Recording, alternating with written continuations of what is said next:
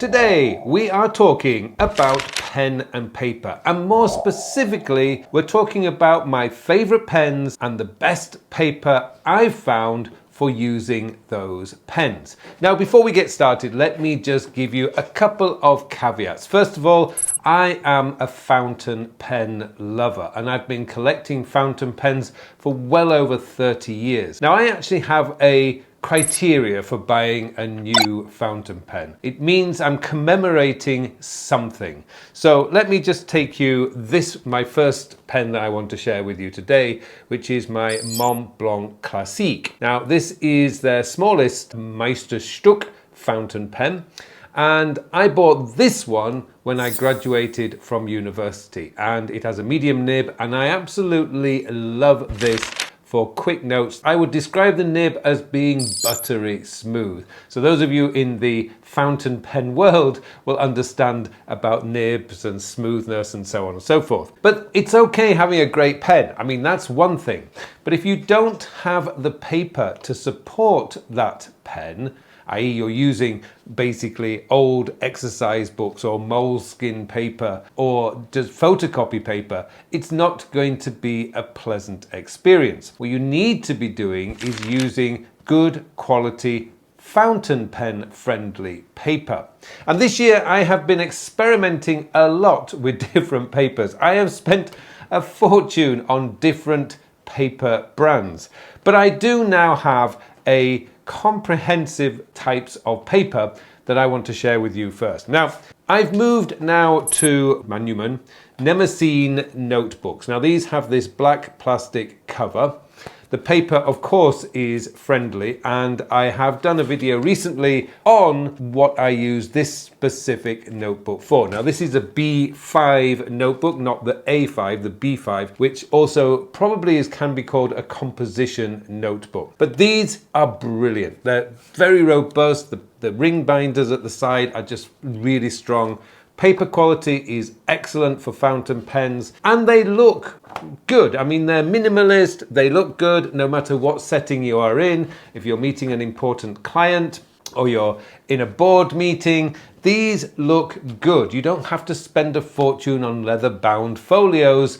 You can just get a Nemesine notebook and carry this with you. If you use the B5, because it's slightly bigger, it looks a little bit better than the A5, but that comes down to personal choice. However, recently for my commonplace book, now a commonplace book is where you collect ideas from books you've read, courses you've taken, videos you've watched. I found the MD notebooks are actually superb. The paper in here is excellent. I collect a load of stuff. I make a load of notes watching courses or videos. I mean, I am taking notes all the time, and it's always with a fountain pen.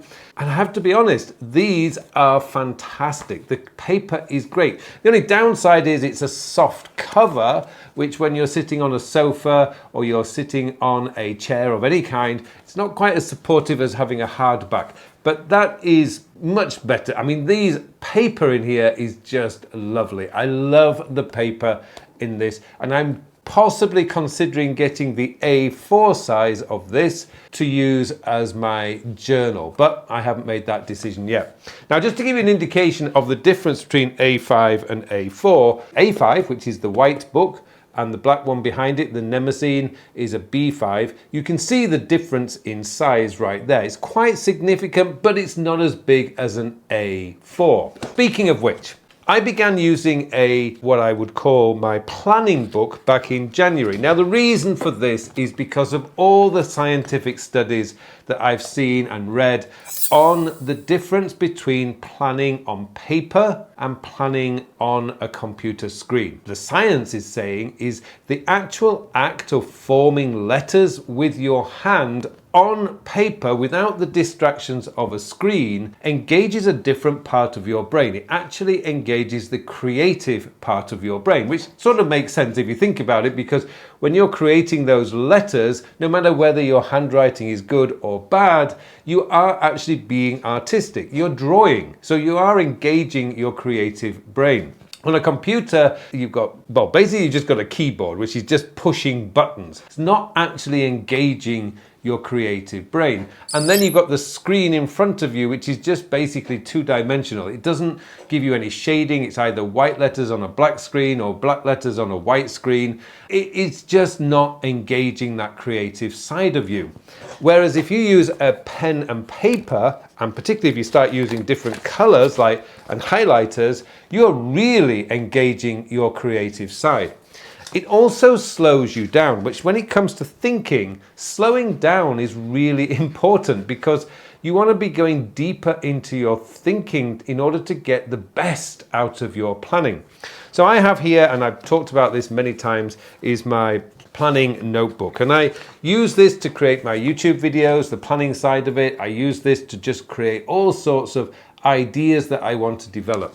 Now I call this my planning notebook, and my planning notebook essentially is just an A4 notebook. So you compare that to the A5, which you may be familiar with. There is quite a difference in size. But this lives on my desk in the office, and it's just a fantastic notebook. Now, I'm using for this one the Rhodia A5. Again, it's ring bound because I can then just put it into one page. But the great thing about this is that I started this, as you can see in here, January this year. We're now pretty much 7.5 months into the year. And I've only just gone past I'm about 3/4 of the way through this book. So my guess is this book will last me 10 months and then I will start a new one. Now I'm going to be honest here. I love the Rhodia. It's white paper, but it's a little bit boring. So I have decided that I will go with the A4 version of the Nemesine notebook. And then I have conformity across the board. So that's covered the paper. My paper decisions have been made. I know what books and notebooks I'm going to use. And now to talk about the final part, which is my favorite fountain pen. So I've talked about my Classique, my Montblanc Meisterstück Classique. I also have here my Dunhill Sidecar. Now the Dunhill Sidecar, this pen is about 20 years old now.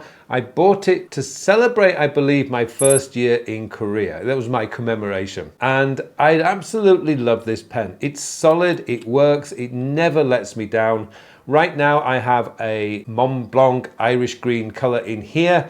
And it's just a brilliant way to highlight stuff when I'm creating notes. The next pen on my list is the Lamy 2000. Now the Lamy 2000 is been around since the late 1960s. It's just a really good functional pen. Now I have this in the fine nib, and I actually use this for my pocket notebook because this pen is light. It just works. You really want to be trying out a Lamy 2000, by the way, because they are just fantastic pens. But the great thing about this is that I can just take quick notes with this really quickly into my pocket notebook because it's only a small little notebook, and I can just quickly write down ideas. And I've had this one was to celebrate 20 years in Korea. So this one celebrated my first year in Korea. This celebrated my 20th year in Korea. So those are really my 3 pens. Now, my wife recently bought me a Grail pen. For those of you who don't know, a Grail pen is a pen that you really desire. It's a pen that you really want. And I've wanted a Montblanc Meisterstück 149 for forever, but they've always been out of my price range. These are really pricey pens. But my wife bought me this for my birthday this year, and I contributed to the price to celebrate the publication of my book, Your Time, Your Way, available at all good bookstores and on Amazon if you wish to get a copy. But to celebrate the publication of that book, I contributed to getting this pen. My wife paid the other bit for my birthday, and I absolutely love it. This is just, I mean, it's a monster of a pen, I have to admit. It is very big. Compare that, if I just put the lid back on here, if you compare that to the Montblanc Classique, there is a big difference in size between these two pens. However, this is a Grail pen. This is currently the one I'm using with my scratch pad. Another video coming on that either has been published or will be published soon. And what this does is, I mean, it's just an unbelievable pen. I have this in the fine nib. It writes beautifully, and it's only a few weeks old, but I can tell you, I love this pen. But the thing about this, and the purpose of this video is, one of the biggest problems we all face when it comes to time management productivity is just the speed of things. Everything's coming at us so fast. I think it's now time to slow down, and one of the best ways to slow down is to use pen and paper. You know, use pen and paper, it slows you down, it allows you to think. And thinking is the key to being more productive, because if you're rushing all the time, you're going to make mistakes, you're going to miss things, you're going to have to correct things.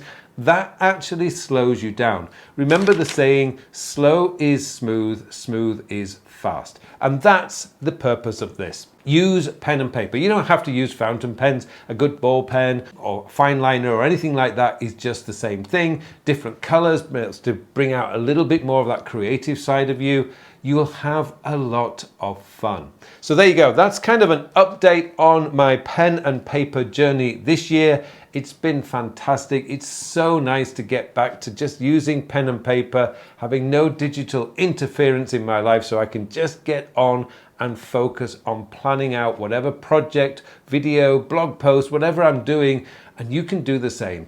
I can assure you, your creativity will improve, you'll feel a lot less stressed, because I don't know why, pen and paper is just very therapeutic. But more importantly is you allow yourself to think, and that is the critical part of why you should be going back to pen and paper for the initial stage. Of course, digital is a big part of our lives. I know that, I get that. All my output is digital. So I can't just, give up on digital stuff. But there is just something about having a few pens that you love to write with, some good quality paper. You're going to have a lot of fun. Thank you so much for watching this video. And if you want to learn more about my planning book, this video up here is the next video I suggest you watch.